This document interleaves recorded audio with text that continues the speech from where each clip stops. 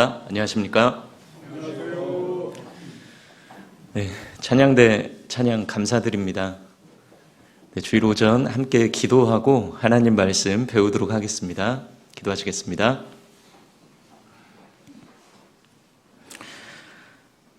사랑이 많으시고 은혜가 충만하신 하나님 아버지 감사합니다. 죄인으로 태어나서 죄를 물마심같이 먹고 마시며 죽음 건너가 영원한 멸망의 형벌을 받을 수밖에 없던 저희를 주님께서 그 놀라운 보혈을 흘려주심으로 저희의 죄를 사해 주심에 이 또한 너무나 감사드립니다. 또한 주님의 몸된 교회 안에 연결되어져서 주님의 입술에서 나오는 말씀을 듣고 배울 수 있도록 인도해 주심 또한 너무나 감사드립니다. 후포 지역에 교회를 허락해 주시고 우리 형제 자매님들과 함께 교제 나누면서 주님 오실 날 기다릴 수 있는 소망 주신 주님 또한 너무나 감사드립니다. 주일 오전 우리 형제 자매님들 귀한 시간 내서 한자리에 모였습니다. 하나님께서 이 시간 함께 해주시고 역사해 주셔서 주님의 입술에서 나오는 말씀이 우리 마음속에 새겨지고 우리의 마음이 회복되고 기쁨이 회복되고 큰 위로와 힘이 되는 귀한 시간이 될 수 있도록 주 성령께서 도와주시고 함께 해주시기를 원합니다. 하나님의 말씀을 대언하는 부족한 자의 입술 또한 주장해 주시고 주님의 말씀을 올바로 정확하게 전달할 수 있도록 능력 베풀어 주시기를 원합니다. 오늘 말씀의 시종을 주 성령께만 의지합니다. 우리를 죄악 가운데서 구원하여 주신 고마우신 예수님 이름으로 기도드립니다. 아멘. 네, 성경 찾겠습니다. 성경 빌립보서 찾겠습니다.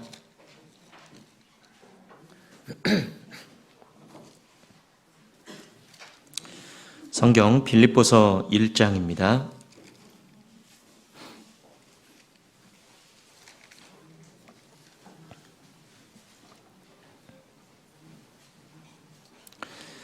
빌립보서 1장 1절부터 6절까지 말씀입니다. 빌립보서 1장 1절부터 6절까지 말씀, 신약성경 317쪽입니다. 빌립보서 1장 1절부터 6절까지 말씀을 제가 읽겠습니다. 그리스도 예수의 종 바울과 디모데는 그리스도 예수 안에서 빌립보에 사는 모든 성도와 또는 감독들과 집사들에게 편지하노니 하나님 우리 아버지와 주 예수 그리스도에게로서 은혜와 평강이 너희에게 있을지어다. 내가 너희를 생각할 때마다 나의 하나님께 감사하며 간구할 때마다 너희 무리를 위하여 기쁨으로 항상 간구함은 첫날부터 이제까지 복음에서 너희가 교제함을 인함이라. 너희 속에 착한 일을 시작하시니가 그리스도 예수의 날까지 이루실 줄을 우리가 확신하노라. 한 구절만 더 찾겠습니다. 빌립보서 4장 4절입니다. 빌립보서 4장 4절 말씀 찾았으면 함께 읽겠습니다. 주 안에서 항상 기뻐하라. 내가 다시 말하노니 기뻐하라. 네, 오늘 빌립보서 성경을 통해서 주 안에서 기뻐하라 라는 제목으로 그리스도인의 기쁨에 대해서 같이 말씀을 통해서 교제를 나누어 보고자 합니다. 빌립보서 성경을 읽어보시면 반복되어지는 단어들이 있습니다. 그것이 기쁨이죠. 어떤 사람이 글을 쓸 때에 어떤 말을 중점적으로 많이 반복해서 쓰고 있다면 그 말은 그 글을 쓰는 사람이 중심적으로 생각하는 말과 그리고 중심적으로 생각하는 주제와 연관이 되어질 겁니다. 빌립보서 성경 읽어보시면 기쁘다, 기뻐하라 라는 말이 반복이 됩니다. 빌립보서를 큰 집으로 비유를 하자면 두 개의 기둥으로 받쳐지고 있다라고 생각하시면 되는데 첫 번째는 빌립보 성도들의 기쁨이라는 기둥이 있고 두 번째는 바울 사도의 기쁨이라는 이 두 개의 기쁨이, 두 개의 기둥이 빌립보서라는 큰 집을 지탱하고 있다라고 생각을 하시면 됩니다. 빌립보서 읽어보시면 기쁨이다, 기쁨이라는 단어가 반복된다는 걸 알 수가 있어요. 바울사도 서신서를 읽어보면 이 서신서가 어떤 의도로 기록이 됐겠다라는 것을 간접적으로 알 수 있는데, 빌립보서 1장 1절을 한번 가보겠습니다. 빌립보서 1장 1절 앞부분만 제가 읽겠습니다. 그리스도 예수의 종 바울과 디모데는, 바울 사도가 빌립보서 처음 시작할 때 자신을 소개하는 말을 그리스도 예수의 종이다라고 이야기를 하고 있죠. 바울은 보통 서신서를 보낼 때 그리스도의 종이자 사도인 것을 같이 이야기를 합니다. 가령 예를 들어서 로마서 1장 1절 같은 경우도 예수 그리스도의 종 바울은 사도로 부르심을 받아 하나님의 복음을 위하여 택정함을 입었나니, 이러한 식으로 종이면서 사도다라는 것을 보통은 같이 이야기를 합니다. 왜냐하면 바울이 서신서를 보낸 이유는 그 교회의 어떤 문제점들을 시정하고자 할 목적, 그리고 두 번째는 아주 중요한 교리적인 내용을 전달하고자 할 목적으로 서신서를 기록했기 때문에 자신의 사도권을 주장하면서 그 말에 어떤 권위를 나타내는 것이 일반적인데, 지금 여기 빌립보서 성경은 사도라는 말이 빠져 있습니다. 이러한 성경이 몇 개가 있는데 빌립보서, 데살로니가 전후서, 빌레몬서가 바울 서신서 시작하는 중에 종이자 사도다 이런 말보다는 사도라는 말이 빠져 있는 성경들입니다. 공통점은 다 잘하고 있는 교회와 개인에게 보낸 서신이거든요. 빌립보 교회는 굉장히 모범적인 교회입니다. 데살로니가 교회도 굉장히 모범적이죠.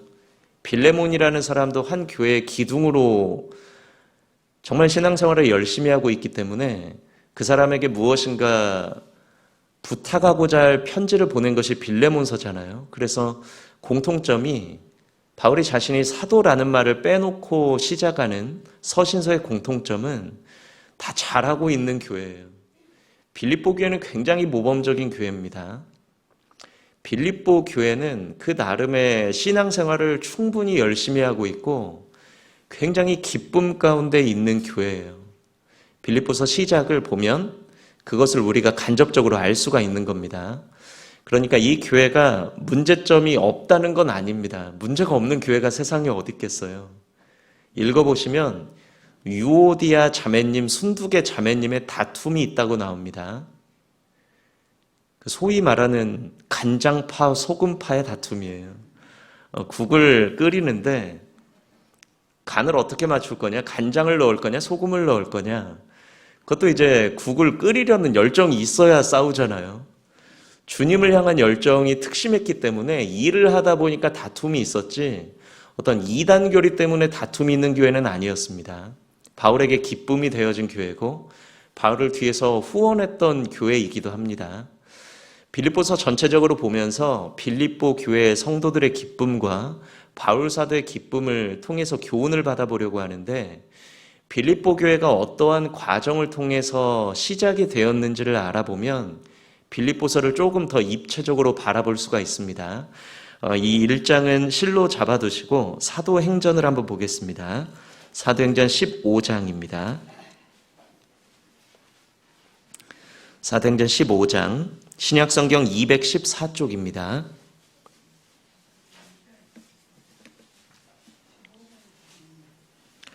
사도행전 15장 36절입니다.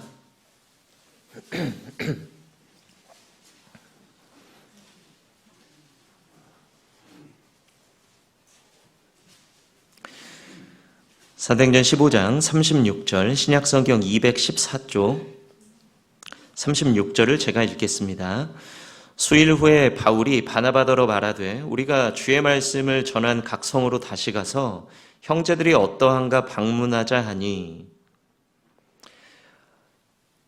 배경은 이렇습니다. 사도행전 9장에 바울은 구원을 받습니다. 구원을 받은 바울은 즉시로 회당에 가서 동족들에게 복음을 전하기 시작했습니다. 지금까지 내가 핍박했던 그리스도인들, 핍박했던 교회를 잔멸하려고 했다는 표현이 있잖아요. 바울은 오해를 한 거죠. 그리고 그는 눈을 떴고 너희 눈은 봄으로 너희 귀는 들음으로 복이 있도다. 그의 눈은 떠졌고 그의 귀는 열렸습니다. 즉시로 동족들에게 복음을 전하기 시작했고 복음을 전하는 과정에서 유대인들의 배척이 있었습니다. 계속적인 배척을 받고 바울은 자신의 신발에서 먼지를 털어버렸죠. 내가 이제부터는 이방인에게 가겠다라고 선언하고 사도행전 13장에 그 유명한 1차 전도 여행이 시작이 됩니다. 이방인들에게 복음을 전하기 시작했습니다. 대표적으로 태동한 교회가 갈라디아 교회입니다. 그리고 바울이 다시 돌아와서 생각해 본 거예요. 1차 전도여행 때 복음의 씨앗을 뿌렸던 그곳으로 다시 한번 가보자. 혹시나 형제 자매님들이 신앙적으로 어려움을 겪는 일이 있다면 말씀으로 도움을 주자라는 계획을 세웠던 것 같습니다. 그래서 36절의 배경이 그런 말입니다. 주의 말씀을 전한 각 성, 1차 전도여행 때 복음의 씨앗을 뿌렸던 곳으로 다시 가서 형제들이 어떠한가 방문하자. 그래서 40절에 바울은 신라를 택한 후에 형제들에게 주의 은혜의 부탁함을 받고 떠나 수리아와 길리기아 1차 전도여행 때 복음 전했던 곳입니다. 그곳으로 다녀가며 교회들을 굳게 하니라. 그래서 16장 1절에 보면 바울이 더베와 루스드라에도 이름해 이 더베와 루스드라 더베성이 1차 전도 여행 때 바울이 복음 전했던 곳입니다.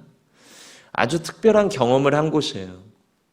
사도행전 읽어보면 이 루스드라 더베성에서 바울이 복음 전하다가 배척당해서 돌에 맞아서 죽습니다. 그래서 내보냈는데 하나님이 다시 살려주셨습니다. 그래서 살아나서 다시 복음 전하러 들어가거든요. 자, 그 과정에서 바울이 목숨 걸고 복음을 전했던 이 루스드라와 더베성, 이곳에서 누가 구원을 받아서 신앙생활을 하고 있었냐면 디모데라는 청년이 구원을 받고 신앙생활을 하고 있었습니다. 여기 1절 제가 다시 읽겠습니다.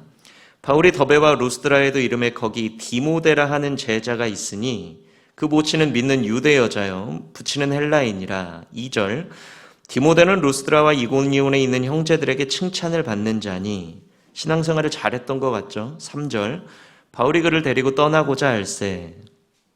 자, 디모데를 바울이 만나고 디모데가 마음에 들었던 것 같아요. 그래서 지금부터 나하고 복음 전하는 사역에 동참할 수 있겠습니까? 라고 권유를 한 것 같습니다. 그 권유를 받아들인 장면이 나오는데 짧은 구절이지만 굉장한 갈등은 있었을 것 같아요. 지금으로 말하자면 교회 안에 신앙생활하고 계신 형제님들 중에 교회에서 부를 때가 있잖아요. 전도자로 부르실 때가 있습니다. 저도 기억해 보면 어느 날 퇴근길에 담임 목사님 전화가 왔습니다. 연락이 오셔서 오늘 퇴근하고 담임 목사실에 잠깐 들러주세요. 그 연락을 받았는데 제가 가면서 도대체 내가 무슨 잘못을 한 것이냐 그런 생각을 했습니다. 담임 목사님실에 들어갔는데 그날따라 너무 친절하신 거예요.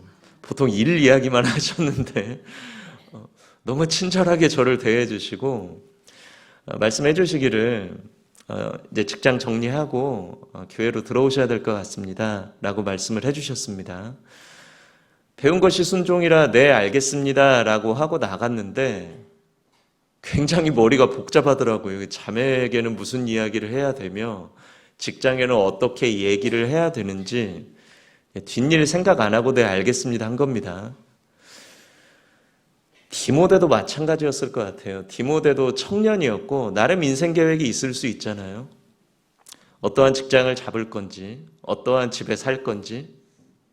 그리고 바울을 보면 바울은 복음 때문에 결혼도 안 한 사람입니다. 이런 생각할 수도 있을 거예요. 이 사람 따라갔다가는 나 장가도 못 가겠다. 이런 생각을 할 수도 있었겠죠. 그런데 어떻게 그것을 꺾고 바울과 동행하면서 바울이 순교하기 직전에 기록한 디모데 후서에 보면 디모데는 그때까지도 바울과 동행했고 에베소 교회에서 계속 목회를 하다가 바울이 에베소 교회 목회를 했다가 디모데가 목회를 이어받아서 했지 않습니까? 그러다가 아르테미스 여신 숭상하는 것을 반대하다가 순교했다라는 전승이 있는데 정말 죽을 때까지 순교하는 그 순간까지 믿음을 지켰던 그 배후에 무엇이 자리 잡고 있었을까? 이 디모데가 어떻게 이러한 결정을 할 수 있었을까? 우리는 다 죄인이잖아요. 우리는 다 죄인입니다. 우리는 다 양 같아서 그릇 행하여 각기 제 길로 가는 죄인인데 어떻게 죄인이 자신의 인생 계획을 꺾고 이 일에 동참할 수 있을까? 답이 될 수 있는 것은 딱 한 가지밖에 없어요. 복음입니다. 복음밖에는 없어요. 구원을 받은 사람은 믿음의 분량이 있어서 행동은 다를 수 있지만 구원을 확실히 받은 사람이라면, 그리스도인이라면 마음속에 자기 목숨보다 소중한 것이 하나 들어와 있습니다. 복음이에요. 주의 인자가 주의 사랑이 생명보다 나음으로 내 생명보다 나은 것, 내 생명보다 소중한 것이 우리 속에는 하나씩 들어와 있습니다. 그래서 결정하고 선택할 기회가 되면 드러나요. 우리의 믿음이 드러납니다. 디모데도 선택한 거죠. 복음 때문에 자신의 인생 계획을 꺾은 겁니다. 그래서 이때부터 바울과 함께 복음 전도 사역을 시작했습니다. 그러니까 2차 전도 여행은 바울과 실라, 디모데 이렇게 3명이 같이 복음을 전하는 과정이 있었습니다. 처음부터 복음 전할 계획을 세운 것이 아니라 말씀드렸듯이 1차 전도 여행 때 복음 전했던 곳을 다니고 있었는데 성령께서 막는 일이 있었고 밤에 한 환상이 보였습니다. 밤의 환상 중에 마케도니아 지역, 지금의 유럽 지역에서 한 사람이 나타나서 이리로 건너와서 우리를 도우라 라는 환상을 바울이 보고 이것은 우리가 마케도니아 지역으로 건너가서 복음을 전하라는 하나님의 뜻이다 라고 받아들이고 행로를 바꾼 거예요.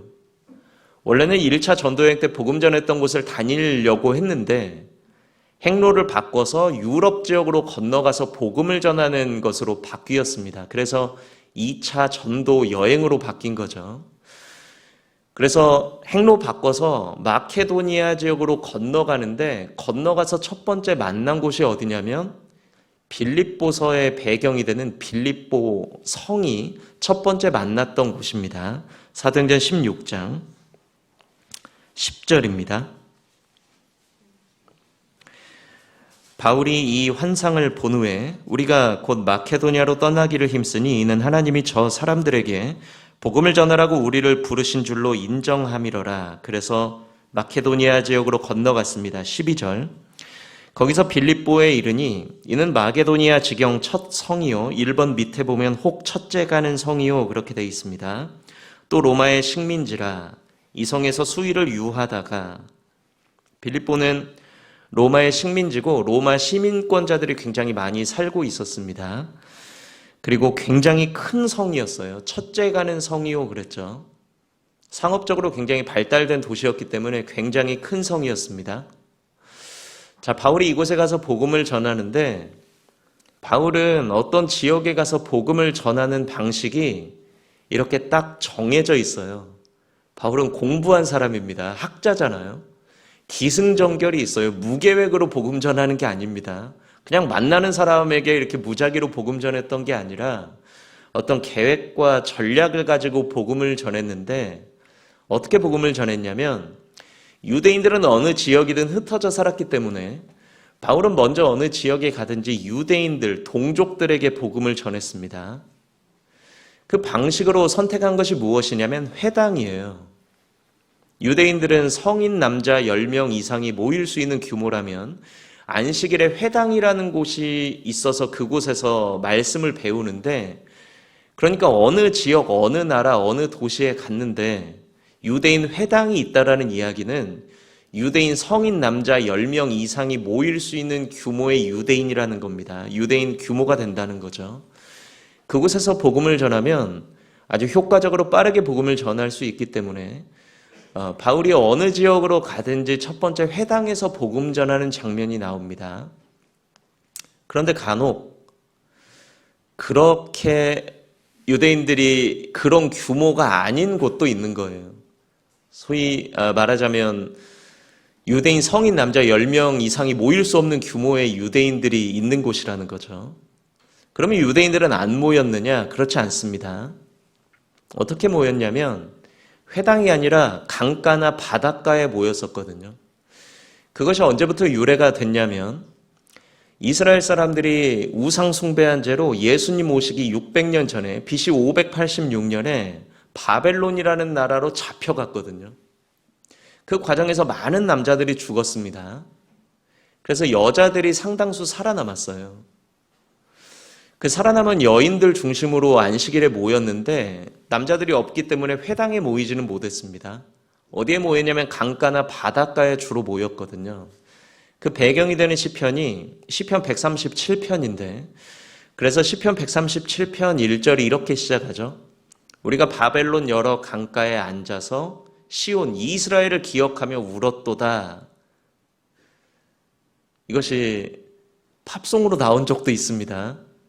혹시 아세요? 제가 이 자리에서 팝송 부르면 은혜가 안 될 것 같아서 부르진 않겠습니다. 예전에 그 개그 프로그램에서 많이 이야기됐던 다들 이불 개고 밥 먹어 아세요? 그 팝송의 가사가 시편 137편이에요. 그 배경이 되는 시편인데 그러니까 유대인들이 회당에 모일 수 없는 규모가 되면 어디에 모였냐면 바닷가나 강가에 모였습니다.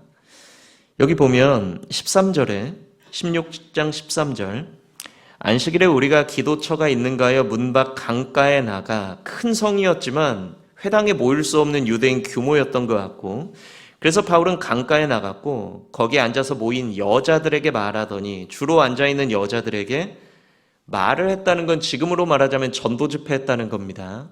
구원받는 역사가 일어났죠. 14절 두아디라 성의 자주장사로서 하나님을 공경하는 루디아라 하는 한 여자가 들었는데 말씀 들었습니다. 주께서 그 마음을 열어 바울의 말을 청종하게 하신지라. 구원받는 역사가 일어났습니다. 빌립보 지역의 첫 열매예요. 누가 첫 열매냐? 빌립보 교회의 처음은 루디아로부터 시작이 된 겁니다. 빠른 시간 안에 가족들에게 복음 전해진 것 같습니다. 15절 제가 읽겠습니다. 저와 그 집이 다 세례를 받고 우리에게 청하여 가로되 만일 나를 주 믿는 자로 알거든 내 집에 들어와 유하라 하고 강권하여 있게 하니라. 저와 그 집이 다 세례를 받았다고 했습니다. 가정이 구원을 받은 거예요. 빌립보 교회의 태동은 무엇이냐? 루디아와 루디아의 가정이 구원을 받아서 교회가 시작이 된 겁니다. 후포 교회의 시작이 있잖아요. 어떤 가정이거든요. 시작이 있어요. 자, 루디아 자매님이 구원을 받아서 교회가 시작이 됐습니다. 그런데 이 자매님이 보통 분이 아니세요. 방금 읽어본 구절의 내용은 이렇습니다. 바울 사도에게 권유하는 내용이잖아요. 당신은 어차피 빌립보 지역에 복음을 전해야 되니까 우리 집에 들어와서 숙식 제공받으십시오. 이렇게 얘기한 게 아니라 만일 바울 사도 당신이 우리 집 들어와서 숙식 제공 안 받으면 당신이 나를 구원 안 받은 여자로 여기는 줄 알겠다고. 거의 반협박조의 이야기를 하고 바울이라고 남의 집에 함부로 들어가서 그렇게 할 수는 없잖아요. 쭈뼛쭈뼛한 것 같습니다. 강권하여 있게 하니라 그랬죠. 만일 나를 주 믿는 자로 알거든 내 집에 들어와 유하라고 강권하여 있게 하니라. 바울을 들어 앉혀놨어요.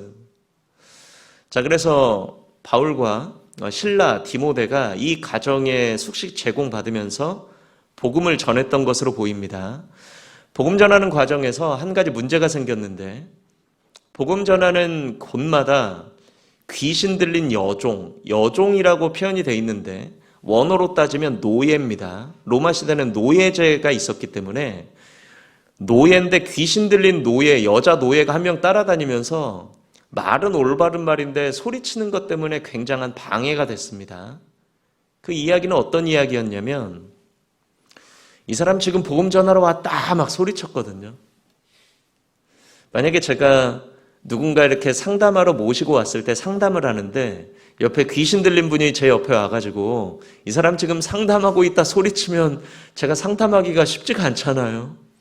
그래서 바울이 괴로워하다가 예수 그리스도의 이름으로 명하노니 귀신아 나가라 하니까 귀신이 정말 나가버렸습니다. 자, 이 일로 한 가지 문제가 생겼는데 이 귀신 들린 여자 노예의 주인이 있잖아요. 로마 시민권자인 주인이 이 귀신 들린 여자 노예를 통해서 점을 쳐가지고 돈을 벌었던 사람인데 자신의 돈벌이가 문제가 된 거예요. 그래서 바울을 소송 걸어버렸습니다. 아시겠지만 바울은 로마 시민권자이기 때문에 소송에 걸리면 자신을 변호할 권리가 있어요. 그런데 바울의 행색이 로마 시민권자답지가 않았던 것 같습니다. 그래서 로마 사람인 걸 모르고 바울을 무슨 조선시대 사또 앞에 잡혀온 것처럼 일단 매우 치고 그리고 지하 감옥에 가둬버렸습니다. 사도행전 16장 23절입니다.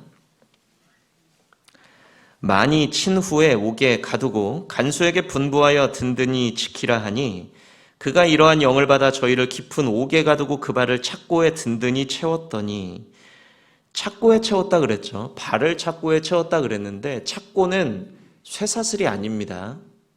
쇠사슬은 바울이 로마로 압송됐을 때 미결수 신분으로 있을 때 쇠사슬에 묶였었고 착고는 어떻게 생각하시면 되냐면 제가 이렇게 사전 찾아보고 모양을 보니까 뭐하고 유사하냐면요. 우리 한때 많이 보던 영화가 있어요. 우리 교회에서. 그리스도의 순환이라는 영화가 있었습니다. 예수님이 이렇게 십자가에 못 박히는 장면을 영화화한 우리 전도집회 때도 자주 등장하잖아요. 그 영화 보면 예수님 십자가 못 박을 때 그 예수님 팔이 십자가 못 박는 구멍이랑 안 맞으니까 최대한 잡아당기는 장면이 나오잖아요. 이렇게 잡아당겨서 그 못 박는 구멍에 맞추는 장면이 나오는데 착고가 꼭 그렇게 생겼어요. 그러니까 팔에 착고가 채워지면 나무에다가 팔을 최대한 잡아서 묶어 놓습니다. 발에 착고가 채워지면 발을 최대한 잡아당겨서 나무를 통해서 묶어 놔요.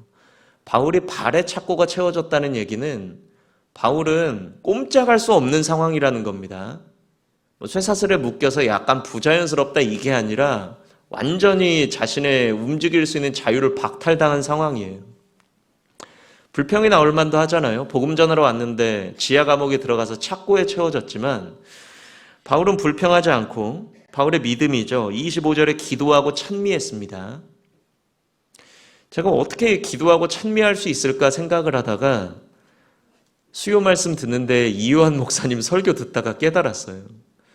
그렇게 설교를 해주시더라고요. 지금까지는 내가 구원받은 사람 핍박하고 배척했는데 내가 이제는 내가 구원받아서 내가 핍박받는구나를 바울이 기뻐했을 것이다 라고 설교를 해주시는데 제가 참 공감이 됐습니다.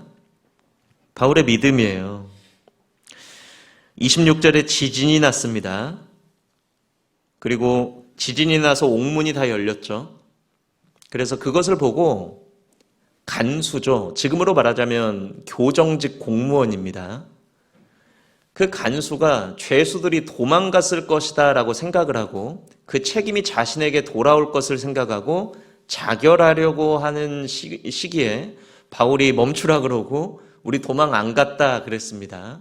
자, 그 과정에서 유명한 이야기가 나오죠. 30절입니다. 저희를 데리고 나가 가로되 선생들아 내가 어떻게 하여야 구원을 얻으리이까? 간수가 물어본 겁니다. 바울에게. 31절은 함께 읽겠습니다. 가로되 주 예수를 믿으라. 그리하면 너와 내 집이 구원을 얻으리라 하고 32절은 제가 읽겠습니다. 주의 말씀을 그 사람과 그 집에 있는 모든 사람에게 전하더라. 참 놀라운 것은 이 상황을 바울은 믿음으로 받아들였는데 이것을 하나님께서 이용하셔서 간수와 간수의 가족에게 복음이 전해질 수 있도록 사용을 하신 겁니다. 34절 제가 읽겠습니다. 저희를 데리고 자기 집으로 올라가서 음식을 차려주고 저와 간수와 온 집이 하나님을 믿었으므로 크게 기뻐하니라. 자, 빌립보 지역에 두 번째 열매예요. 첫 번째는 루디아와 루디아의 가정, 두 번째는 간수와 간수의 가정입니다. 이렇게 교회가 시작이 됐어요. 얼마 있지 못하고 데살로니가 지역으로 건너가서 복음 전한 것이 17장입니다. 그리고 그 이후에 바울은 빌립보에 다시는 가본 적이 없어요. 바울이 이후에 빌립보에서 목회를 했다거나 빌립보를 다시 가본 기록이 없습니다. 그러니까 바울은 이 두 가정이 태동한 걸 봤습니다. 그리고 이 두 가정을 통해서 많은 사람에게 복음이 전해지는 것 정도 보고 옮겨갔고, 빌립보 교회를 바울이 담임한 적이 없어요. 목회한 적이 없습니다. 그런데 교회가 됐으니까 빌립보서를 수신했을 거 아니에요?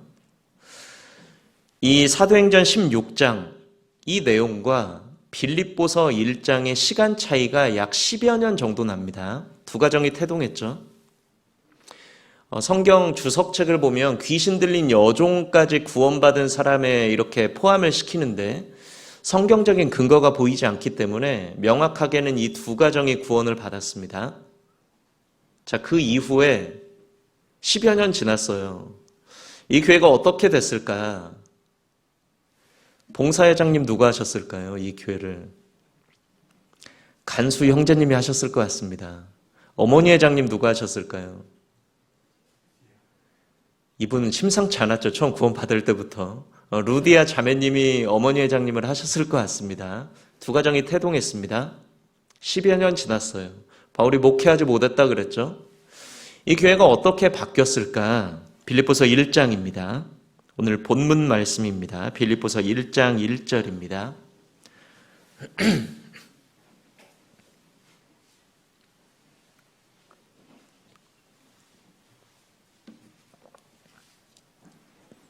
빌립보서 1장 1절 말씀 제가 읽겠습니다. 그리스도 예수의 종 바울과 디모데는 그리스도 예수 안에서 빌립보에 사는 모든 성도와 많은 사람이 구원받은 거죠.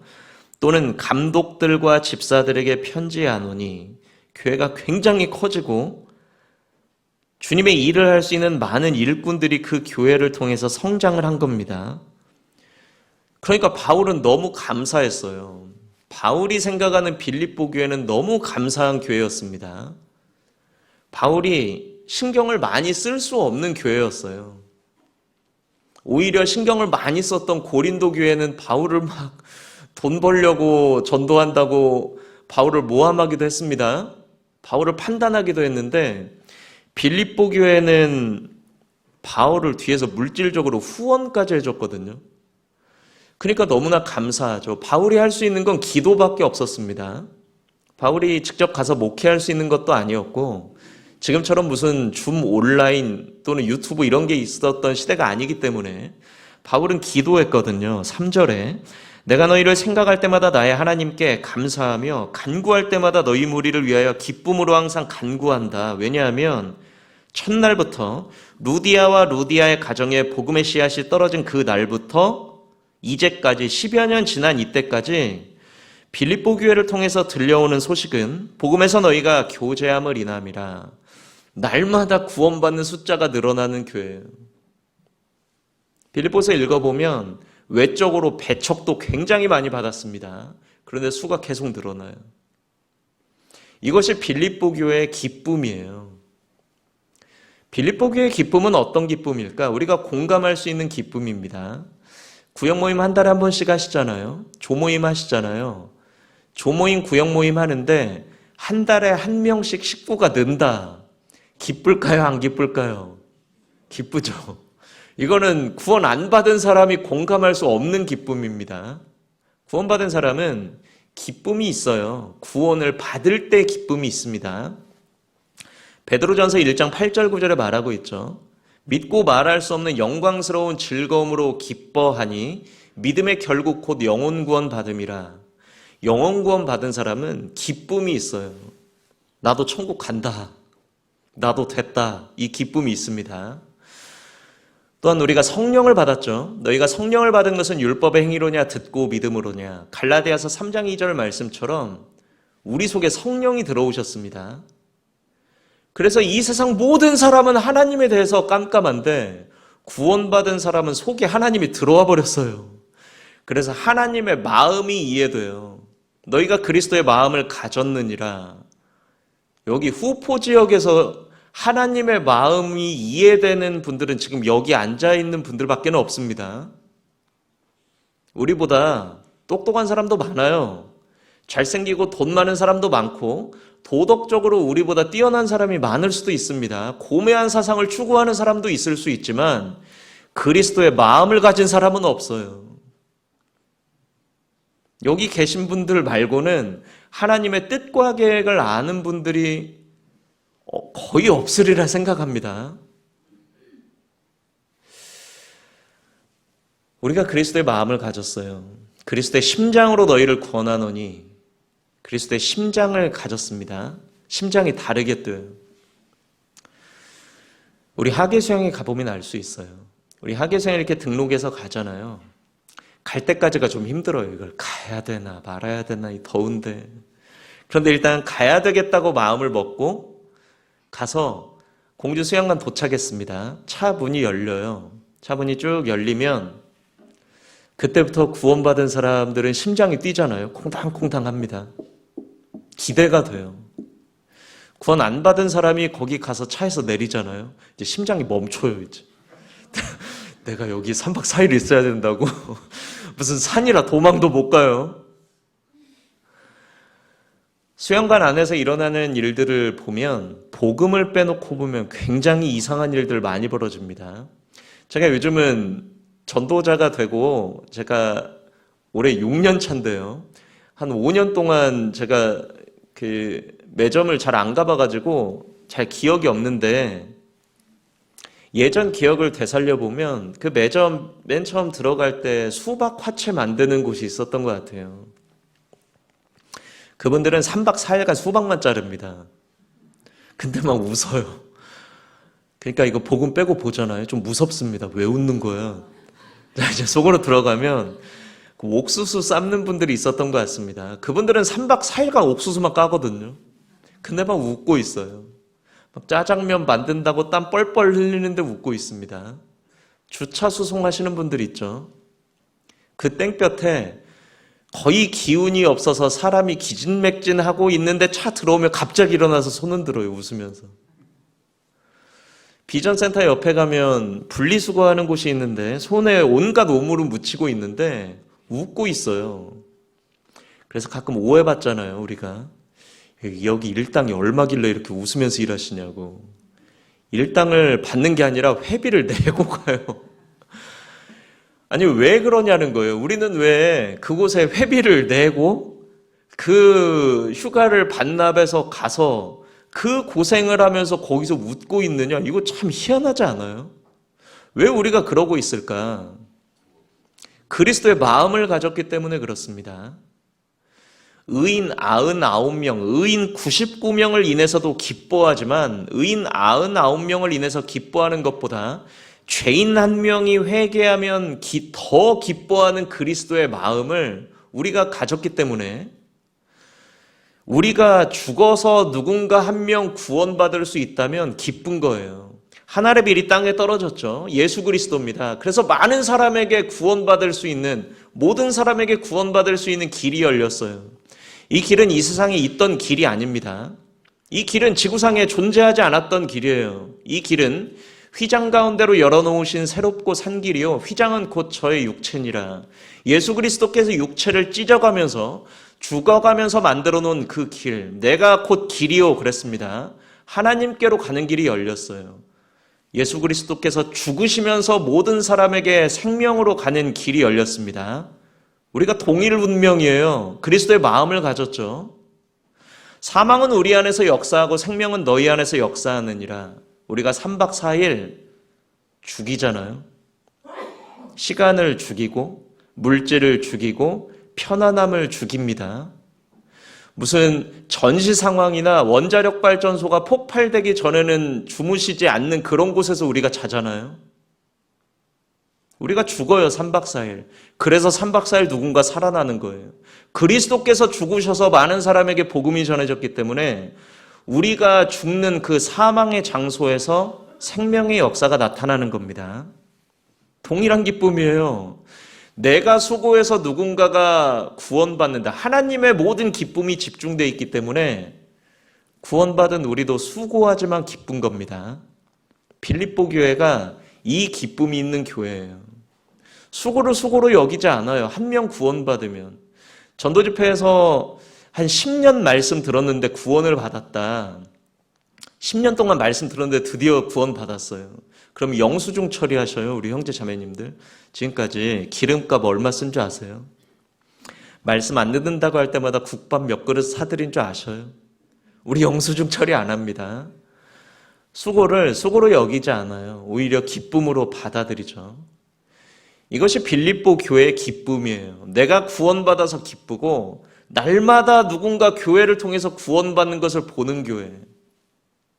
그렇기 때문에 빌립보 교회는 이 기쁨을 바탕으로 여러 가지 다른 교회가 할 수 없었던 일들을 감당했는데 고린도 후서 8장입니다.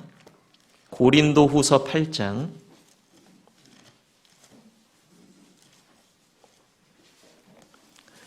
고린도 후서 8장 1절입니다.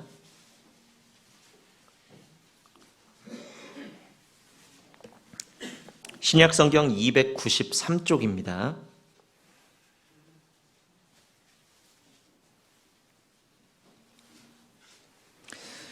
고린도 후서 8장 1절 말씀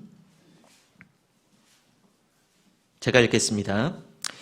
형제들아, 하나님께서 마케도니아 교회들에게, 마케도니아 교회들이죠. 마케도니아 교회들은 빌립보 교회, 데살로니가 교회, 베레아 교회가 마케도니아 교회들입니다.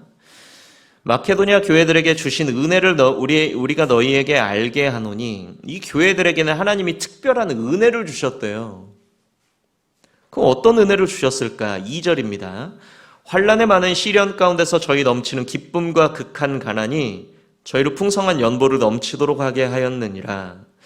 예루살렘에 흉년이 나서 작정헌금에서 도와주자. 이방인 교회가 복음에 비쳤으니까 작정헌금에서 도와주자라는 그 작정헌금에 빌립보 교회도 동참을 했는데 상황은 환난에 많은 시련이 있었습니다. 그리고 극한 가난이 있었어요. 그런데 하나님께서 이 교회에 은혜를 주셨다 그랬죠. 어떤 은혜냐면 넘치는 기쁨을 은혜로 줘서 환난에 많은 시련이나 극한 가난이 문제가 안 돼요. 그래서 풍성한 연보를 넘치도록 하게 하였느니라. 3절 끝에 보면 힘에 지나도록 자원했다고 했습니다. 그러니까 빌립보 교회는 주님을 향한 기쁨, 복음을 향한 기쁨 때문에 많은 일을 감당한 거예요. 그리스도인의 삶의 최대 원동력이 기쁨입니다. 여호와를 기뻐하는 것이 너희의 힘이니라 느헤미야 8장 10절에 말하고 있죠. 우리가 주님의 일을 하고 있는데 주님을 향한 기쁨이 있는지, 주님을 향한 기쁨을 유지하고 있는지를 수시로 돌아봐야 됩니다. 빌립보 교회는 그 기쁨을 가지고 많은 일을 감당한 거예요. 빌립보서 4장. 빌립보서 4장입니다.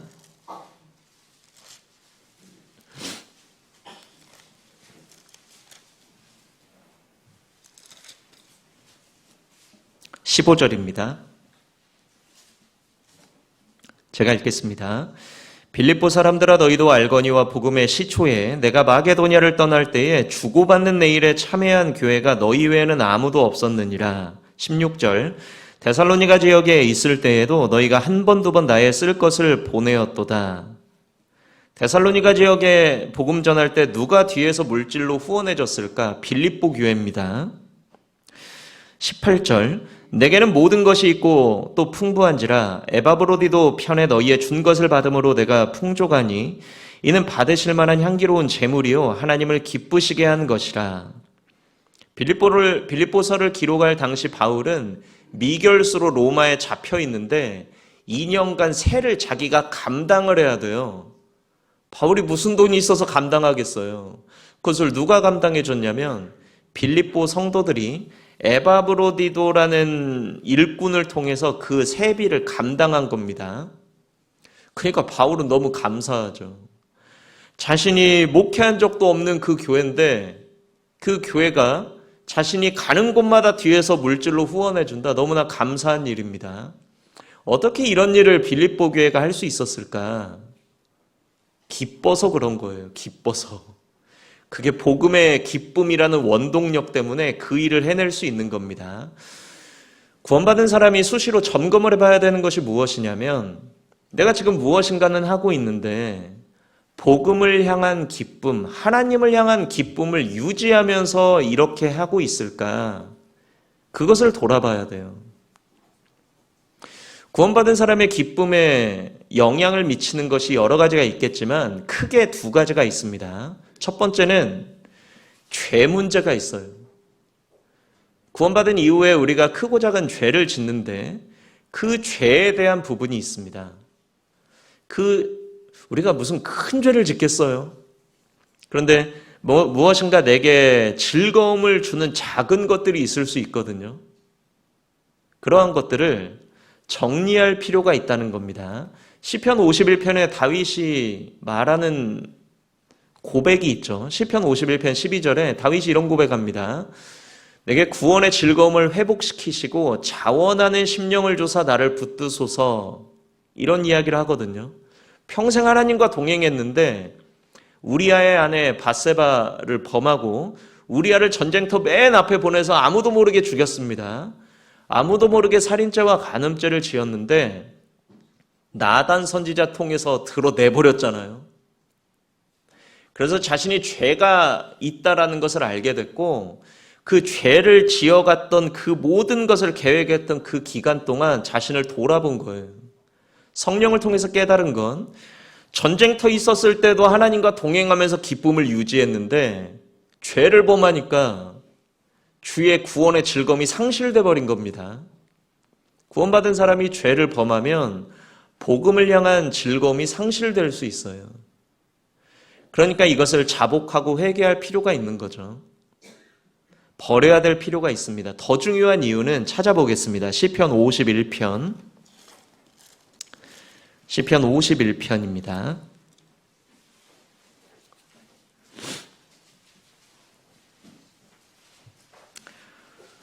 구약성경 839쪽입니다.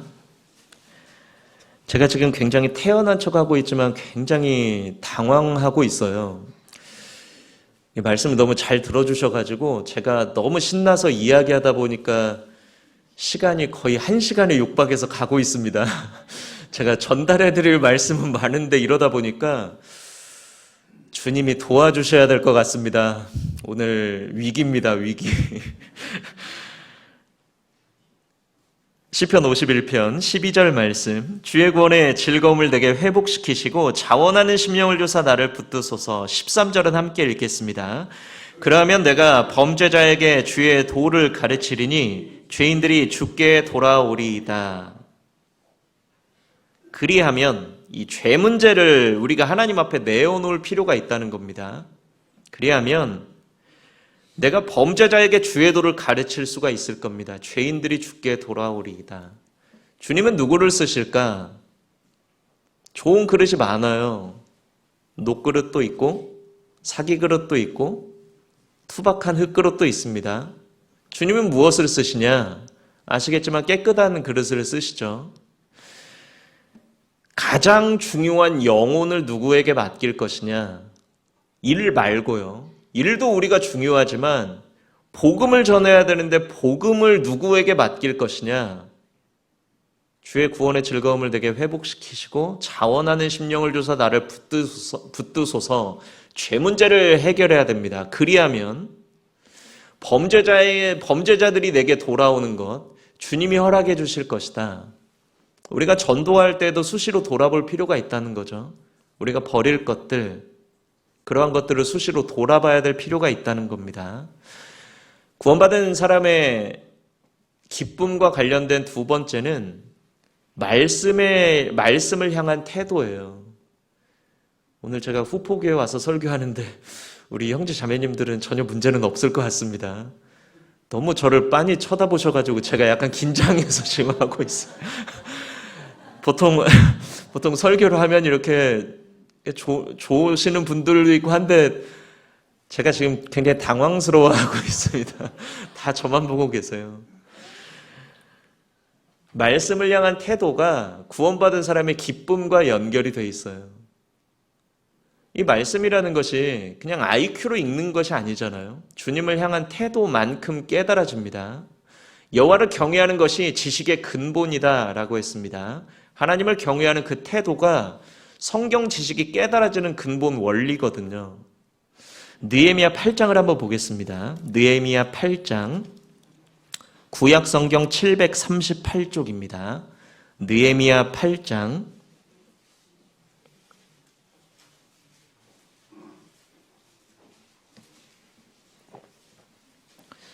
구약 성경 738쪽 느헤미야 8장입니다.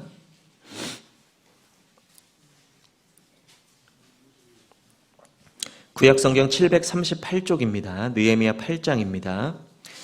배경을 간단히 말씀드리고 몇 구절 읽도록 하겠습니다. 배경은 BC 444년에 일어난 일입니다. 이스라엘 사람들이 BC 586년에 바벨론에 잡혀갔습니다. BC 606년, BC 586년 이런 식으로 쭉 잡혀갔는데 하나님께서 에레미야라는 선지자를 통해서 잡혀는 가지만 형벌의 기간이 끝나면 70년이 지나면 반드시 회복시키겠다. 에레미야를 통해서 예언을 해주셨습니다. 하나님은 공의의 하나님이시지만 사랑의 하나님이셔요. 낮에 해가 뜨고 밤에 달이 뜨는 것을 보는 한은 이스라엘은 반드시 나라를 이룰 것이다. 우리가 그 예언이 이루어지는 현장에 우리가 또한 있잖아요. 1948년에 이스라엘이 독립했습니다. 이때도 그 약속의 말씀처럼 이스라엘이 다시 돌아오는 일이 있었어요. 돌아오는데 70년이 지났기 때문에 잡혀갔던 대다수의 사람들은 죽어있는 상태입니다. 그러니까 성인으로서 바벨론에 잡혀갔던 유대인들은 대부분 죽음을 건너간 상황이에요. 그때 그러니까 이 이스라엘로 돌아간 사람들 다수는 바벨론에서 태어난 사람들입니다. 바벨론 페르시아 시대를 겪다가 타국에 있다가 돌아온 사람, 타국에서 태어난 사람들이에요. 이스라엘을 가본 적이 없는 사람들이 대부분입니다. 이스라엘에서 태어난 사람들은 대부분 어르신들이 많았어요.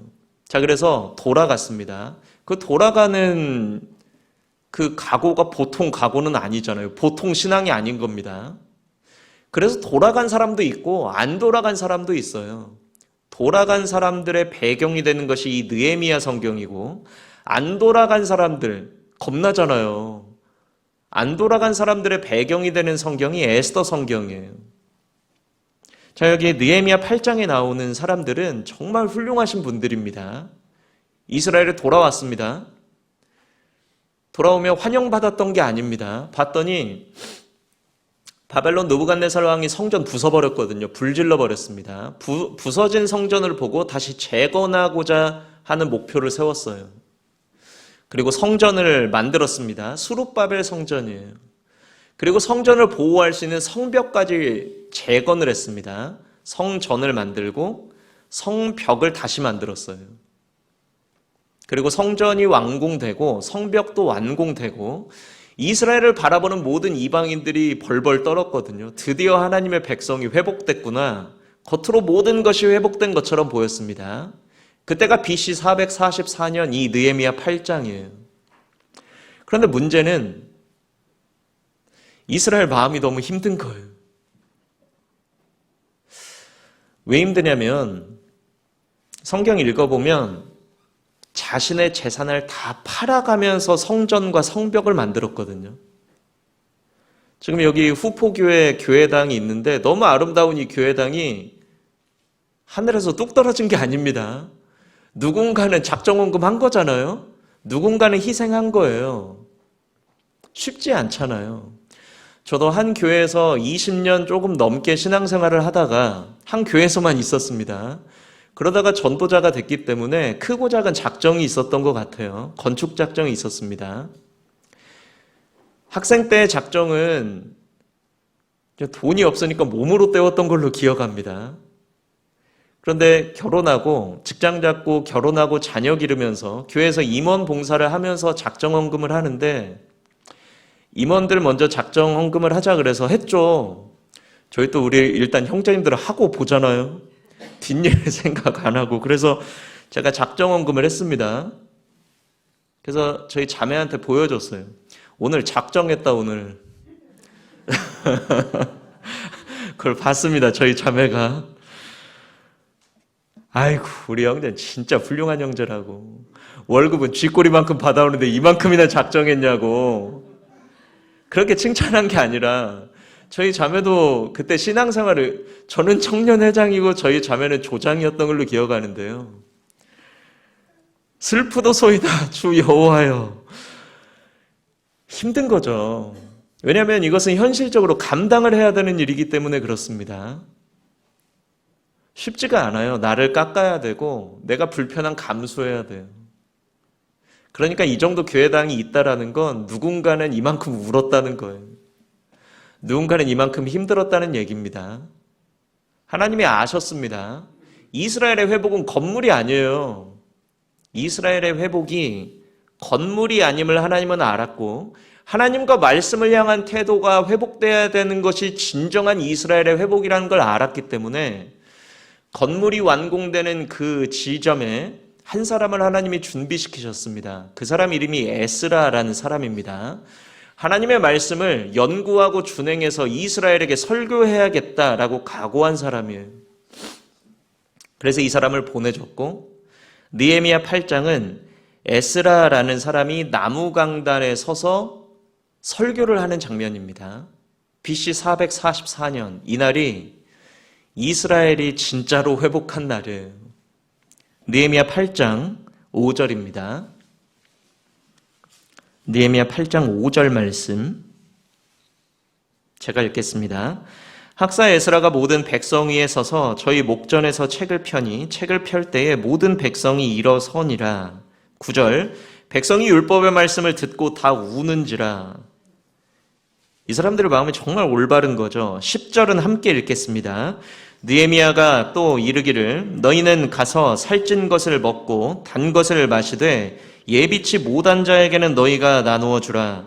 이날은 우리 주의 성일이니 근심하지 말라. 여호와를 기뻐하는 것이 너희의 힘이니라 하고. 12절은 제가 읽겠습니다. 모든 백성이 곧 가서 먹고 마시며 나누어 주고 크게 즐거워하였으니 이는 그 읽어 들린 말을 밝히 알미니라. 이날이 이스라엘이 회복된 날이에요. 이스라엘은 하나님을 향한 말씀을 향한 마음이 회복돼 버렸습니다. 건물이 아니에요. 여호와를 기뻐하는 것이 너희의 힘이니라. 그러니까 구원받은 사람은 시간을 내서 점검해 볼 필요가 있는 것이 두 가지입니다. 죄 문제, 내가 말씀을 향한 태도가 어떤지 점검해 볼 필요가 있는 거죠. 빌립보 성도들의 기쁨에 대해서 말씀드린 것 같습니다. 초도에 말씀드린 것처럼 바울 사도의 기쁨이 또한 한 기둥이라고 말씀드렸죠. 바울 사도의 기쁨에 대해서 말씀드리겠습니다. 빌립보 성도들의 기쁨은 그래도 우리가 공감할 수가 있는데 바울 사도의 기쁨은 공감하기가 참 쉽지가 않습니다. 빌립보서 1장 돌아가겠습니다. 빌립보서 1장 20절입니다.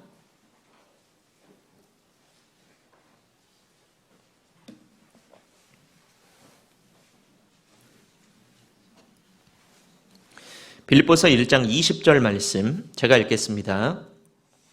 나의 간절한 기대와 소망을 따라 아무 일에든지 부끄럽지 아니하고 오직 전과 같이 이제도 온전히 담대하여 살든지 죽든지 내 몸에서 그리스도가 존귀되게 하려 하나니.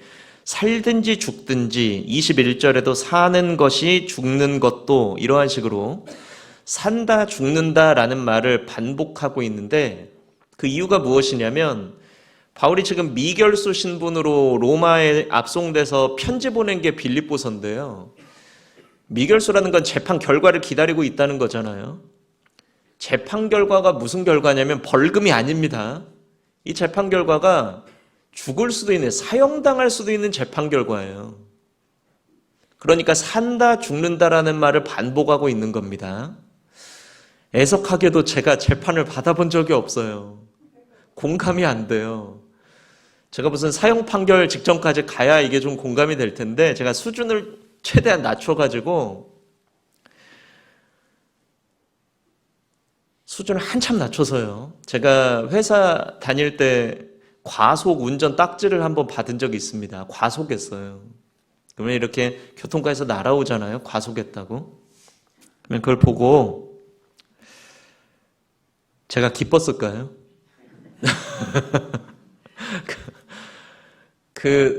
한 돈 10만 원 되는 그 쪽지 하나로 막 평강이 다 깨지잖아요. 아니 그런데 이 사람은 어떻게 죽을지 살지 모르는 재판 결과를 기다리면서 기쁘냐는 거예요.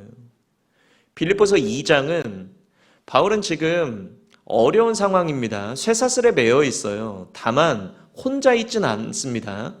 옆에는 디모데가 있고 또 옆에는 빌립보 교회에서 파송해준 에바브로디도가 같이 있었기 때문에 외롭지는 않은 상황인데 이 두 사람을 빌립보 교회에 파송한다는 이야기가 빌립보서 3장이에요. 그러면 홀로 남을 수밖에 없죠. 빌립보서 3장은 점점 심화됩니다. 빌립보서 3장은 바울이 자신의 인생 육신적인 스펙, 자랑할 만한 자신의 인생 스펙을 쫙 읊어요. 내가 8일 만에 할례 받은 사람이고 이스라엘 족속이고 베냐민 지파다. 율법으로는 바리새인이고 율법의 의로는 흠이 없는 사람이다. 사도행전 후반장에 나오는 재판 과정에서는 가말리엘 문화에서 공부한 대학자라고도 했습니다. 8일 만에 할례 받고 이스라엘 족속이고 베냐민 지파고 왕족이죠. 거기다가 이 사람은 바리새인으로서 율법의 의로는 흠이 없고 종교적으로 바리새인이면서 그리고 학자적으로는 가말리엘 문화에서 공부한 대학자예요. 어느 정도 권력이 있는 사람이냐면 공문을 보내가지고 군대를 동원받아서 유대인들, 그리스도인들을 잡으러 갔던 사람입니다. 여기 계신 형제 자매님들 중에 시청에다 공문 보내서 군대 동원하실 수 있는 분 있으세요? 그건 대통령도 하기 힘든 거예요. 지금 현재는. 쉽지 않은 겁니다. 그 정도 권력 있는 사람이에요. 그런데 바울이 이런 말을 하죠. 빌립보서 3장에. 그러나 내게 지금까지 유익했던 이 모든 것들을 내가 다 해로 여길 뿐더러 모든 것을 해로 여기면 내 주 그리스도 예수라는 지식이 가장 고상함을 인함이라. 내가 그를 위해서 모든 것을 잃어버리고 배설물로 여기고 있다. 바울이 지금 걸어가고 있는 복음 전도자의 길은 지금까지 자신의 삶을 유지해왔던 모든 것들, 로마 시민권자이자 바리새인이자 대학자이자 그 모든 것들, 그 권력들, 그것을 다 뒤로 버리는 배설물로 여기는 것과 같은 길을 걷고 있다. 그런데 왜 기쁘냐는 거예요. 빌립보서 4장엔 이런 말합니다. 내가 비천에 처할 줄도 알고 풍부에 처할 줄도 알아. 배고픔과 여러 가지 어려움에도 나는 일체의 비결을 배웠다. 그 말은 지금 가택 연금 상태에 있는데 비천하고 배고프고 궁핍하다는 거예요. 그런데 바울은 계속 기쁘다는 말을 반복하고 있습니다. 도대체 왜 기쁠까? 답이 복음이에요. 21절입니다. 빌립보서 1장 21절. 이는 내게 사는 것이 그리스도니 죽는 것도 유익함이니라. 이런 말입니다. 내가 살면 복음 전해서 좋고 내가 죽으면 복음 때문에 천국 가서 좋다는 거예요. 오히려 죽고 싶다라는 이야기도 합니다. 오히려 내가 죽는 게 나은데 교회를 위해서 내가 살아있어야 유익이 되니까 그렇지 난 사실 죽어서 빨리 주님 앞에 가고 싶다 이런 말도 하거든요. 홀로 남을 수밖에 없는 상황입니다. 왜 기쁠까? 보통 이 정도 되면 우울증 걸려야 되잖아요. 그런데 바울은 왜 기쁘다고 할까? 디모데는 바울과 함께 복음사역 동행하면서 훈련받은 사람입니다. 교회를 정말 진실이 생각할 수 있는 사람은 이 사람밖에 없다. 디모데를 빌립보 교회에 파송하면 빌립보 성도들을 목회자로서 잘 교제를 해줄 것을 기대하고 기쁘다는 겁니다. 에바브로디도는 바울 도와주러 왔다가 죽을 병 걸렸거든요. 그런데 나았어요. 바울 도와주러 왔다가 죽을 병 걸렸다 나은 에바브로디도를 다시 빌립보 교회에 파송하면 예를 들어서 에바브로디도가 모두에 간증하면 그날 다 우는 날입니다. 그냥 이 두 사람을 빌립보 교회에 파송하면 교회가 세워질 걸 기대하고 바울이 기뻐했다는 겁니다. 모든 것을 잃어버리고 배설물로 여기는데 왜 기쁘냐? 내가 모든 것을 잃어버리고 배설물로 여김은 그리스도를 얻고 그 안에서 발견되려 함이니, 내가 구원을 받은 것이 확실하고 복음이 정말 확실하고 내가 그리스도 안에서 쓰임받고 있는 것이 확실하다면 내 육신적인 스펙 몇 가지 배설물로 여겨버리는 것 별로 개의치 않겠다는 거예요. 비천하고 배고프고 궁핍하죠. 왜 기쁠까 찾아보겠습니다.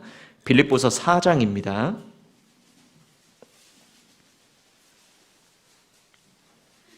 빌립보서 4장 10절입니다. 내가 주 안에서 크게 기뻐함은 그냥 기뻐하는 것이 아닙니다. 크게 기뻐하죠. 상황은 이래요.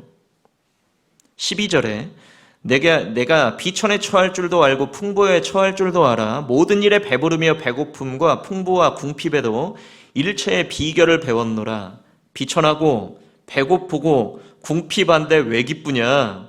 13절은 함께 읽겠습니다. 내게 능력 주시는 자 안에서 내가 모든 것을 할 수 있느니라.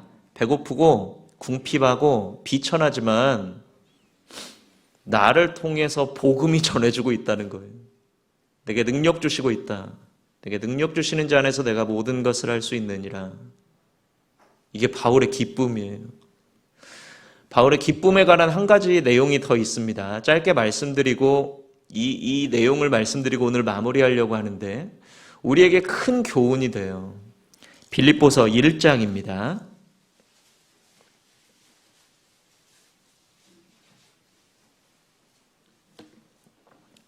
빌립보서 1장 12절 말씀.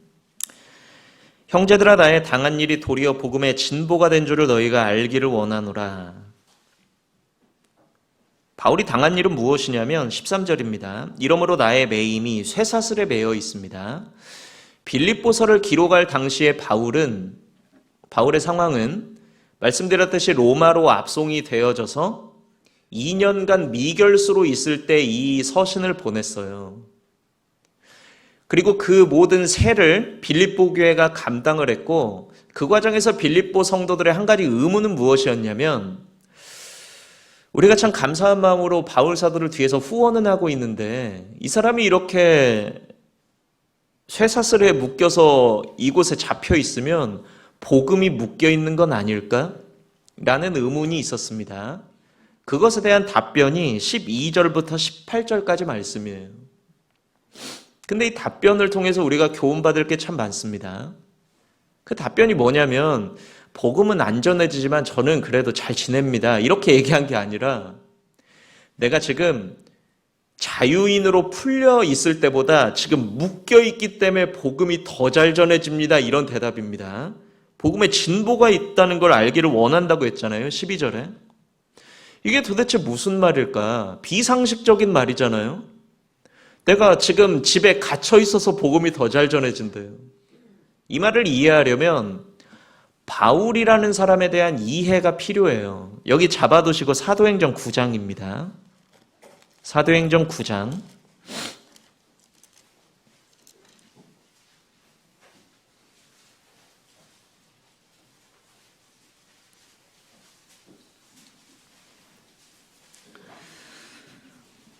신약성경 202쪽입니다. 사도행전 9장 15절 말씀.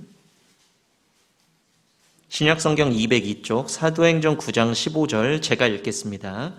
주께서 가라사대 가라, 이 사람 바울은 내 이름을 이방인과 임금들과 이스라엘 자손들 앞에서 전하기 위하여 택한 나의 그릇이라. 아나니아라는 사람에게 바울에게 가서 복음 전하라 그랬습니다. 주저했어요. 왜냐하면 엊그제까지 우리를 배척하고 우리를 죽이던 사람인데 어떻게 저 사람에게 복음 전할까? 주님은 가라 그랬죠. 가라. 저 사람 바울은 이방인과 임금들과 이스라엘 자손들 앞에 내 이름을 전하기 위해서 택한 나의 그릇이다. 바울을 향한 하나님의 계획이죠. 바울은 이방인을 전도하기 위해서 택함을 받았다고 했습니다. 그리고 유대인들에게 복음 전하기 위해서도 택함 받은 거예요. 그리고 임금들에게 복음 전하기 위해서 택함 받았습니다. 유대인들에게 복음 전하는 방법은 말씀드렸듯이 회당입니다. 그래서 구원받고 20절에 보면 즉시로 회당에서 복음 전파했죠. 그리고 이방인의 사도였어요. 바울은 어학 능력이 굉장히 뛰어난 상황에서 구원을 받았습니다. 준비된 상황이에요. 그런데 임금들에게 복음을 어떻게 전하냐는 거예요. 임금들에게 복음 전하기 위해서 택함 받았다 그랬습니다. 나를 만나줘야 말이죠. 임금들이. 예를 들어서 만나줬다. 바쁘잖아요. 5분 드리겠습니다. 5분. 하도 간청하니까 5분 드릴게요. 5분 안에 복음 전할 수 있을까요? 보십시오. 세상 죄를 지고 가는 하나님의 어린 양이 있습니다. 요한복음 1장 29절 찾아서 읽으면 5분 끝나요. 어떻게 복음 전해요? 그런데 하나님은 이 계획을 갖고 계셨고 바울은 믿었습니다. 나는 내게 말씀하신 그대로 되리라고 하나님의 말씀을 믿노라. 바울은 믿었어요. 자, 하나님의 섭리와 바울의 믿음이 합쳐져서 그 인생을 만들어가는데 어떻게 이 일이 이루어질지 바울도 몰랐습니다. 그냥 믿었어요. 사도행전을 읽어보면 말씀드렸던 것처럼 바울이 유대인들에게 복음 전하다가 배척받아서 이방인에게 복음이 넘어갑니다. 그래서 계속 돌아다녀요. 1차, 2차, 3차 전도여행 돌아다니다가 바울이 갑자기 소송에 휘말려요. 그래서 사도행전 후반장은 바울이 재판받는 내용만 쫙 나옵니다. 그런데 그 재판받는 과정에서 무엇이 드러나냐면 바울이 로마 시민권자인 것이 드러나요. 바울은 로마 시민권자이기 때문에 법정에서 자신을 변호할 권리가 있습니다. 로마법에 따라서 다 들어야 돼요. 어떻게 임금들에게 효과적으로 복음을 전할까? 일일이 찾아다녀도 안 만나주는 사람들일 텐데 하나님의 방식은 바울이 소송 걸리는 겁니다. 그래서 잡혀오는 거예요. 여기 이렇게 묶여가지고. 그러면 보통 로마에서 소송 걸리면 왕들, 천부장들, 높은 사람들 싹 모이거든요. 그러면 들어야 돼요. 바울이 하는 말을. 그럼 바울은 그곳에서 무슨 말을 했을까? 제가 억울합니다. 제가 복음 전하는 게 무슨 죄예요? 제가 괜히 이단이라는 소리 들어서 여기 잡혀있는 거예요. 그렇게 얘기한 게 아니라 바울이 변호한 내용을 분석해보면 무슨 내용이냐면 전도 집회예요. 자기 간증부터 시작해서 전도 집회합니다. 한 가지 예를 들어 드릴게요. 사도행전 25장입니다. 사도행전 25장 21절입니다. 사도행전 25장 21절 제가 읽겠습니다. 바울은 황제의 판결을 받도록 자기를 지켜주기를 호소함으로 여기서 내가 베스도 총독이에요. 내가 그를 가이사 황제에게 보내기까지 지켜두라 명하였노라 하니, 그러니까 바울이 소송 걸려서 재판하다가 충격 선언하거든요. 바울이 쭉 재판을 받다가 손든 거예요. 너 왜 손드냐? 저 황제에게 재판받겠습니다. 황제에게 재판받는 건 법적으로는 가능한데 이게 쉬운 일이냐는 거예요. 바울을 압송해가지고 황제 앞에까지 데려다 놓는 게 이게 쉬운 게 아닙니다. 그러니까 그 소문이 쫙 퍼진 거예요. 그 이야기 듣고 아그리빠 왕이 찾아왔습니다. 23절에 이튿날 아그리빠와 버니게가 크게 위의를 베풀고 천부장들이랑 성중에 높은 사람들 싹 와가지고 베스도의 명으로 바울을 데려왔습니다. 22절에도 보면 아그리빠가 베스도한테 물어보니까 나 신기한 사람이니까 이 사람 말 들어보고 싶다. 그러니까 베스도가 내일 들으실 겁니다 하고 모인 사람들이 다 높은 사람들이에요. 그리고 거기서 바울이 변호합니다. 26장 1절입니다. 아그리빠가 바울더러 이르되 너를 위하여 변명하기를 내게 허락하노라 하니 변명을 하는데 이 변명이 전도 집회예요. 시간상 복음 푸는 것만 보겠습니다. 26장 22절 23절입니다. 26장 22절 23절 말씀 제가 읽겠습니다. 하나님의 도우심을 받아 내가 오늘까지 서서 높고 낮은 사람 앞에서 증거하는 것은 선지자들과 모세가 반드시 되리라고 말한 것밖에 없으니 곧 그리스도가 고난받으실 것과 죽은 자 가운데에서 먼저 다시 살아나사 이스라엘과 이방인들에게 빛을 선전하시리라 함이니이다 하니라. 바울이 복음 풀었죠. 내가 전한 것은 구약 성경에 예언되어 있다. 예수 그리스도께서 죽으시고 부활할 것이 예언되어 있고 그래서 죄 문제가 끝날 것이다.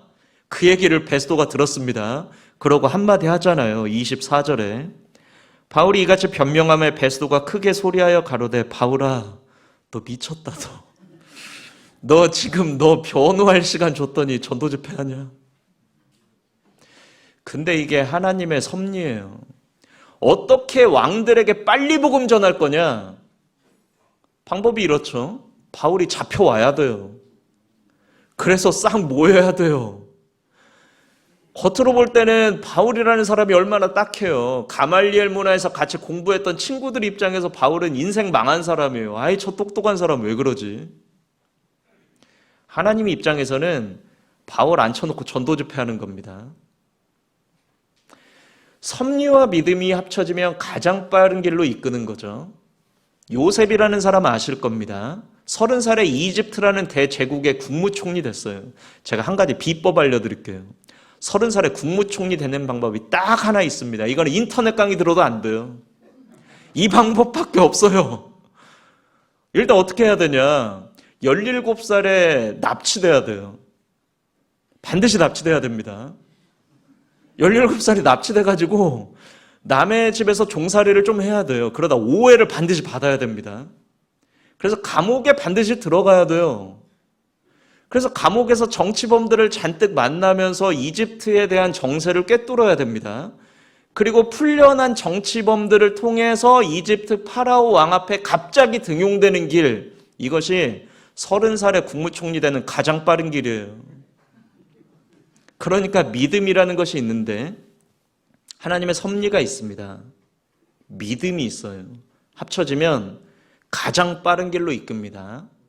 바울이 황제에게 재판받겠다라고 선언했죠. 황제가 옆집 아저씨가 아니에요. 재판받겠다 그러면 그러시냐고 이리 오시라고 그러지 않습니다. 아우구스투스 황제는 1만 명 정도의 친위대를 만드는데 자신의 친인척들로 구성되어진 엘리트 군인들이에요. 굉장히 똑똑한 사람들입니다. 역할은 두 가지예요. 첫 번째는 반란이 일어나면 나를 지켜줘야 된다. 반란이 일어나면 믿을 건 가족밖에 없어요.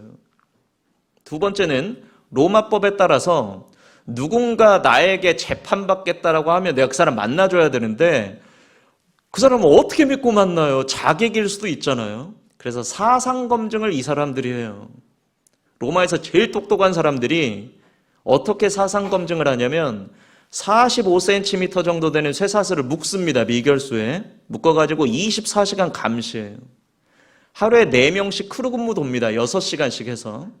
그러니까 바울이 2년간 잡혀있을 때, 미결수로 있을 때는 하루에 4명씩 바울을 감시한 거예요. 로마에서 제일 똑똑한 사람들이. 얼마나 답답했겠어요. 화장실 갈 때도 따라옵니다. 근데 하나님의 섭리라니까요. 나는 그의 말씀대로 되리라고 하나님을 믿노라. 눈으로 보면 바울이 묶인 거잖아요. 하루에 4명씩 감시당하는 건데. 눈으로 볼 때 요셉도 잡혀간 거예요. 하나님의 섭리는 한 사람을 앞서 보낸 겁니다. 눈으로 볼 때 바울이 쇠사슬에 묶인 거지만 하나님의 섭리는 로마에서 제일 똑똑한 사람 하루에 4명씩 바울한테 개인 상담시킨 거예요. 하루에 4명씩 2년 만났습니다. 바울은 좀 싸나워서 싫어요. 옆에 디모데도 있어요. 디모데는 너무 어린데요. 에바브로디도도 있습니다. 아무튼 이 집은 들어오면 구원 받고 나가야 돼요. 2년간 이렇게 됐습니다. 그러니까 무슨 일이 벌어졌냐면 로마 제국에서 제일 똑똑한 사람들이 삽시간에 구원받는 일이 벌어진 겁니다. 빌립보서 1장. 빌립보서 1장 13절입니다. 빌립보서 1장 13절 제가 읽겠습니다. 이러므로 나의 매임이 그리스도 안에서 온 시위대, 친위대입니다. 친위대 안과 기타 모든 사람에게 나타났으니 하나님이 가장 빠른 길로 이끈 거예요. 우리도 가끔 그럴 때 있잖아요. 전도 집회 누구 모시고 왔는데 1일차 말씀 들으러 오셨는데 딱따구리 할 때 잠깐 깨다가 영혼부터 졸기 시작해서 쭉 졸다가 끝날 때 한마디 하시지 않습니까? 내일 못 오겠다고. 그러면 쇠사슬 있으면 좀 묶어놓고 싶죠, 나한테. 이 일로 로마 제국의 로마 지역에 두 가지 일이 벌어졌는데 로마 교회가 원래 있었습니다. 이때 당시에. 로마 교회 안에 두 가지 일이 일어났어요. 첫 번째는 바울한테 감동받은 사람이 생겼습니다. 아니 세상에 저 사람은 감옥에서도 복음 전한다. 그런데 한편으로는 내가 상담하던 사람들이 바울한테 가는 상황일 수도 있어요. 질투날 수도 있잖아요. 그래서 바울을 폄훼한 사람도 있었을 겁니다. 저 사람 미결수로 가이사라에서 2년간 미결수였고 로마 잡혀와서도 2년간 미결수예요. 아니 어떻게 세상에 재판을 4년을 받아요. 한 사람이 동일 사건으로. 가이사라에서 2년간 왜 필요했냐? 왕들에게 복음 전해야 됐거든요. 로마에서 2년간 왜 필요했냐? 로마를 복음으로 불태워버려야 될 게 필요했습니다. 그렇기 때문에.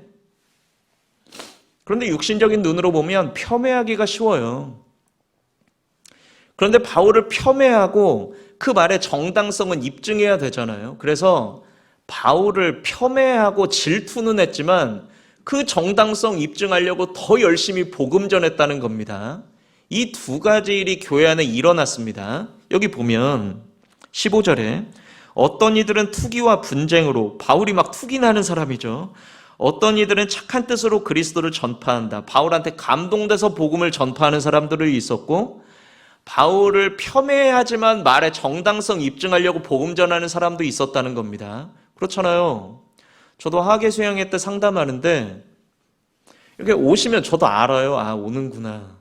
이제 마음의 준비를 하는데 예를 들어서 제 옆에 이름만 이야기하면 알 수 있는 목사님 앉아 계시다. 그래서 저한테 오다가 하고 꺾었다. 그러면 제 마음이 좀 그렇잖아요. 질투날 수도 있습니다. 그런 일이 벌어졌다는 거예요. 그런데 이 상황을 보고 바울이 이야기를 하는데 이러니까 바울한테 역사가 일어난 거예요. 17절 저들은 나의 매임에 괴로움을 더하게 할 줄로 생각하여 순전치 못하게 다툼으로 그리스도를 전파하느니라. 바울을 폄훼하고 질투나서 정당성 입증하려고 더 열심히 복음 전한 사람들 이야기입니다. 바울의 대응이에요. 18절 그러면 무엇이뇨? 어렵게 번역이 되어 있습니다. 번역본 몇 개를 더 읽어드릴게요. 공동번역은 그러나 그것이 무슨 상관이 있겠습니까? 새 번역은 그렇지만 어떻습니까? NIV 번역은 뭐가 중요합니까? 이런 말입니다. 18절 그러면 무엇이뇨? 그게 뭐가 중요합니까? 외모로 하나? 참으로 하나? 나를 지지해서 복음 전하든지 나를 공격해서 복음 전하든지 무슨 방도로 하든지 전파되는 것은 그리스도니 내가 기뻐하고 또한 기뻐하리라. 놀라운 말이에요. 이게 바울의 그릇이에요. 구원받은 사람은 외부에 대한 공격을 조금 신앙생활을 하면 이겨낼 수 있어요. 이단이라고 말하는 것들 모르니까 그런다 받아들일 수 있습니다. 문제는 이 안에서 문제될 때가 문제입니다. 교회 안에서 어떠한 오해가 생기고 여러 가지 문제가 생기면 용서하는 것이 정말 힘들어요. 정말 용서할 수 있다면, 중심으로 형제를 용서할 수 있다면 그 사람은 정말 그리스도를 닮아가는 사람일 겁니다. 바울은 그런 걸 개의치 않겠다는 거예요. 하나님의 섭리와 바울의 믿음, 그리고 바울의 이 인격, 그리스도를 닮은 이 인격이 합쳐져서 바울이라는 사람을 통해서 제국을, 로마 제국이잖아요. 로마 제국을 복음으로 불태워버린 거예요. 동일하신 하나님이죠. 우리 지금 여기에서 종이 나눠드리고 나한테 묶여있는 사람 쓰라고 하면 많이 나옵니다. 많이 나와요. 그러면 우리는 뭘 돌아봐야 될까? 동일하신 하나님이라고 말씀드렸죠. 우리의 믿음과 내가 혹시 누군가 우리 형제 자매님들과의 관계에서 용서를 못하는 부분이 있다면 그걸 돌아봐야 됩니다. 복음의 장애가 될 수가 있어요. 하나님이 도와주셔서 제가 시간 안에 끝냈습니다. 마지막 한 구절 읽고 마치도록 하겠습니다. 빌립보서 4장 4절입니다. 빌립보서 4장 4절 함께 읽겠습니다. 주 안에서 항상 기뻐하라. 내가 다시 말하노니 기뻐하라. 네, 오늘 우리 후포교회 형제자매님들 함께 말씀을 나누었는데요. 주님 오실 때까지 복음 열심히 전하다가 기쁨 가운데 살다가 주님 영광 중에 맞이할 수 있으면 좋겠습니다. 기도하고 마치겠습니다. 하나님 아버지 감사합니다. 오늘 우리 후포교회 형제자매님들 함께 말씀으로 교제 나눌 수 있도록 인도해 주심에 감사드립니다. 바울의 인격과 그 믿음을 본받을 수 있도록 도와주시고 우리를 통해서도 많은 영혼들이 구원받을 수 있도록 주님께서 인도해 주시기를 원합니다. 날마다 우리가 하나님을 향한 기쁨이 어떠한지를 점검하면서 하루하루 조심스럽게 기쁨 가운데 살아갈 수 있도록, 그러다가 주님을 영광 가운데 맞이할 수 있도록 주님께서 도와주시길 원합니다. 오늘 하루 계획되어져 있는 교회 안의 모든 일정들을 주님의 선하신 손길에만 의지합니다. 우리를 죄악 가운데서 구원하여 주신 고마우신 예수님 이름으로 기도드립니다. 아멘.